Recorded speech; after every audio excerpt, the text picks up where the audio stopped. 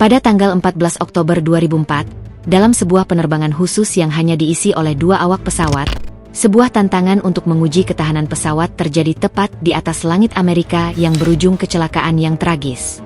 Penyebab dibaliknya kecelakaan pesawat ini mengandung banyak misteri dan kesalahan tak terduga dalam sistem penerbangan. Apa yang sebenarnya terjadi di balik kokpit pesawat ini? Apakah hanya kesalahan manusia? Selamat datang di channel Cockpit Talk. Dan inilah kisah tragis pesawat CRJ-200 milik Pinnacle Airlines.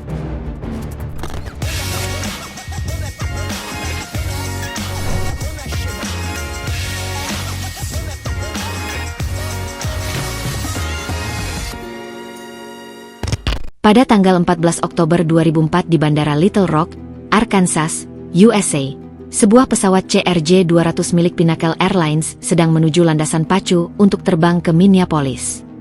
Setelah memeriksa pesawat, kapten menemukan masalah terkait mesin.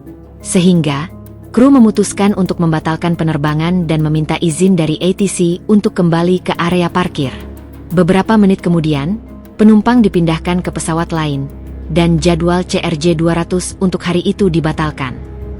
Pada malam harinya, semua perbaikan telah selesai dan insinyur melaporkan bahwa hanya beberapa sensor yang rusak dan telah diganti sepenuhnya. Akhirnya, pesawat CRJ-200 dinyatakan dalam kondisi baik dan sepenuhnya memenuhi syarat untuk beroperasi. Namun, Pinnacle Airlines membutuhkan pesawat tersebut berada di Bandara Internasional Minneapolis St. Paul, USA, untuk penerbangan pagi keesokan harinya. 2 pilot, Jesse Rhodes dan Peter Cesars, ditugaskan untuk terbang dengan CRJ-200 ke lokasi tersebut.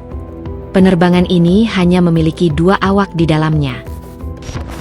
Kaptennya adalah Jesse Rhodes, berusia 31 tahun pada saat itu, dengan 6.900 jam terbang, di mana 973 jam diantaranya adalah dengan CRJ-200. Sedangkan Peter Cesar, berusia 23 tahun, dengan jam terbang 761 jam, di mana 222 jam diantaranya adalah dengan CRJ-200. Penerbangan nomor 3710 memiliki rute dari Bandara Little Rock ke Bandara Minneapolis dengan jarak penerbangan 1.100 km, dan diharapkan terbang selama 1 jam 30 menit. Setelah mendapat izin terbang dari ATC, tepat pada pukul 9.21 malam pesawat mulai lepas landas meninggalkan landasan pacu 24 di Bandara Little Rocks. Awalnya Pinnacle 3701 mengikuti instruksi ATC. Pesawat itu naik beberapa kali selama pendakian, dengan cepat mencapai tingkat kenaikan 10.000 kaki per menit, setara dengan 51 meter per detik. Setelah lebih dari 10 menit lepas landas, Kapten Jesse Rhodes mendapatkan ide untuk menerbangkan pesawat dengan cara yang lebih menarik. Ada beberapa ide gila yang dilakukan oleh kedua pilot. Pertama, kapten menarik pesawat dengan tajam ke atas dengan laju lebih dari 3.000 kaki per menit. Tekanan di kabin meningkat menjadi 2 kali lipat dari keadaan normal. Kedua anggota kru terus tertawa dan menikmati diri mereka sendiri.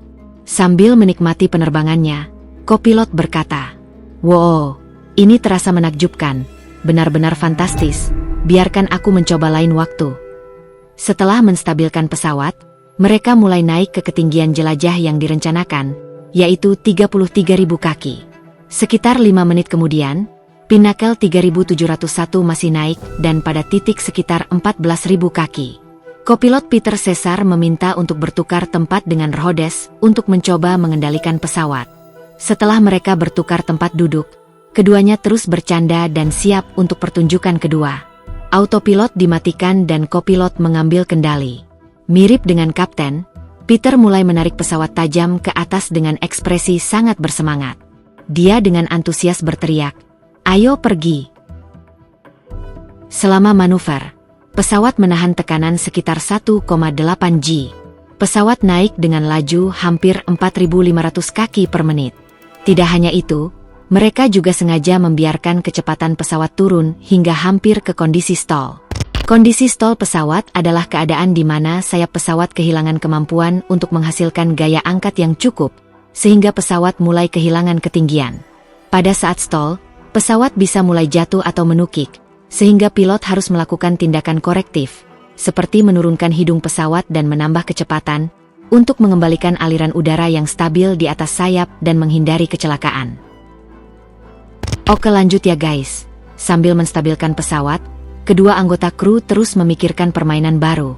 Mereka pun mendapatkan ide untuk mengguncang pesawat sedikit dengan terus memutar kemudi yang menyebabkan pesawat turbulensi hebat. Bahkan mereka menamai gerakan tersebut dengan Crazy Shaking Game.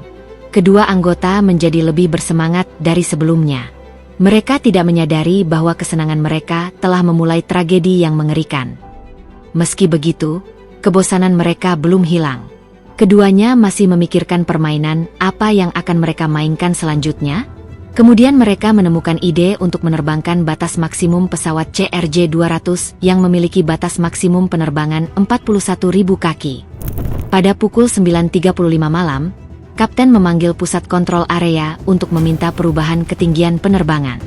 Petugas ATC pun menanyakan alasan mereka mengubah ketinggian terbang.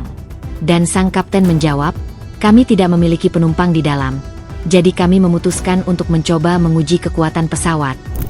Pada pukul 9.36 malam, ATC memberikan izin dan pesawat naik ke ketinggian jelajah baru. Setelah bosan dengan kontrol manual, kedua pilot mengaktifkan kembali autopilot. Mereka mengatur autopilot ke mode kecepatan vertikal. Mode kecepatan vertikal adalah fitur dalam sistem autopilot pesawat yang memungkinkan pilot untuk menetapkan dan mempertahankan tingkat kenaikan atau penurunan tertentu. Ketika mode ini diaktifkan, pesawat menyesuaikan sudut pitch-nya untuk mencapai tingkat perubahan ketinggian yang diinginkan. Selain itu, meskipun ketinggian maksimum adalah 41.000 kaki, maskapai penerbangan selalu membatasinya di bawah 40.000 kaki untuk memastikan keselamatan penerbangan. Hal ini karena pada ketinggian tinggi, kepadatan udara rendah yang dapat menyebabkan kurangnya udara di ruang bakar mesin. Ketika tidak cukup udara, itu dapat memadamkan ruang bakar, menyebabkan mesin mati. Ketika pesawat naik, kedua pilot mulai berbicara tentang kegembiraan mereka bergabung dengan klub 41.000 kaki. Secara alami, mereka sepenuhnya mengabaikan parameter penerbangan dan begitu asyik dalam percakapan sehingga kapten tidak menyadari bahwa kecepatan pesawat terus menurun. Nah, pada titik ini, awak kapal menyadari bahwa ketika pesawat mencapai 41.000 kaki, hidungnya sangat tinggi dan kecepatannya sangat rendah. Selain itu, sistem kelistrikan pesawat menunjukkan tanda-tanda kegagalan. Tiba-tiba layar pesawat menampilkan peringatan bahwa kedua mesin telah mati karena tidak cukup udara di ruang bakar. Dengan kedua mesin tidak beroperasi, pesawat kehilangan dorongan dan terus kehilangan kecepatan, menempatkan penerbangan dalam kondisi stall. Dalam upaya untuk menghidupkan kembali mesin, mereka segera mengaktifkan unit daya tambahan dan berjuang untuk mengendalikan pesawat. Setelah beberapa waktu, awak kapal mendapatkan kembali kendali pada ketinggian sekitar 35.000 kaki, namun mesin tetap tidak responsif. Ini berarti tidak ada oksigen di kabin, memaksa kedua pilot menggunakan masker oksigen. Sementara kapten berada di kontrol, dia meminta kopilot untuk menghidupkan kembali mesin karena mereka hanya mengalami kegagalan ruang bakar, bukan rusak. Pada pukul 10.09 malam, setelah beberapa percobaan yang tidak berhasil untuk menghidupkan mesin kembali, kapten memutuskan untuk menghubungi ATC untuk meminta bantuan. Kemudian ATC mengarahkan ke Bandara Peringatan Jefferson City, di Missouri. Akan tetapi kapten berbohong kepada ATC tentang situasi sebenarnya. Alih-alih mengatakan kedua mesin mati, dia mengatakan hanya satu yang mati. Seolah sudah mengetahui kemungkinan kematian mereka, suasana pun menjadi hening sesaat dan mencekam. Ketika mereka terus turun, mereka melihat jalan raya di depan. Pukul 10.14 malam, Kapten Jesse menghubungi ATC dan memberikan informasi posisi mereka. Kapten juga mengatakan jika pesawatnya tidak akan mampu mencapai bandara. Kapten Jesse mencoba menilai situasi di bawah untuk meminimalkan kerusakan.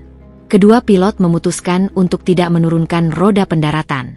Ketika mereka mendekati jalan raya, Kapten melihat terlalu banyak kendaraan dan memutuskan untuk menabrak hutan terdekat sebagai gantinya. Pada pukul 10.15 malam, pesawat tersebut jatuh di sebuah lapangan di luar Jefferson City. Kedua anggota awak tewas tetapi tidak ada korban di darat. Investigasi kecelakaan oleh Pinnacle Airlines penerbangan 3701 mengungkapkan bahwa pesawat tersebut menabrak sebuah gudang tua, menghantam beberapa pohon, dan meledak. Kedua pilot tewas, namun beruntung tidak ada korban di darat. Dewan Keselamatan Transportasi Nasional (NTSB) melakukan penyelidikan atas kecelakaan tersebut. Para penyelidik sangat terkejut ketika mendengar percakapan dan melihat bagaimana kedua pilot tersebut bermain dengan pesawat.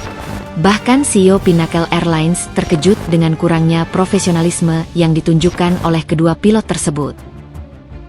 Oke guys, sekian dulu pembahasan topik kita kali ini. Kira-kira topik apa lagi yang mau kita bahas? Please komen di bawah atau kalian bisa tanya aku di social media lain such as Instagram. And don't forget to like, share, subscribe, dan komen yang banyak. Aku mau tahu banget kalian tuh mau tahu apa sih tentang dunia aviasi. Dan pastinya aku akan bahas di next video. So, thank you for watching and have a safe flight.